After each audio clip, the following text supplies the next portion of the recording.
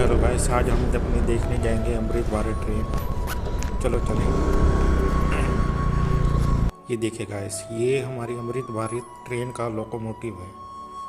ये देखिए, ऊपर एक हॉर्न लगा हुआ है और एलईडी स्क्रीन जहाँ पे ट्रेन का नंबर आएगा, और शीशा इसका पूरा बढ़ा दिया गया है।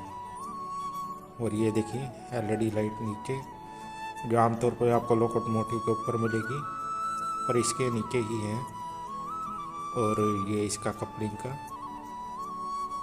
जिससे डब्बे अटैच किए जाते हैं। ये देखिए, लुक बिल्कुल अमृत भारत की ट्रेन की तरह ही दिया गया है वेब 5 को। देखिए कितना प्यारा लुक है इसका। सबसे बड़ा वेब 5 हमारे भारत को चीता भी कहा जाता है जिसे।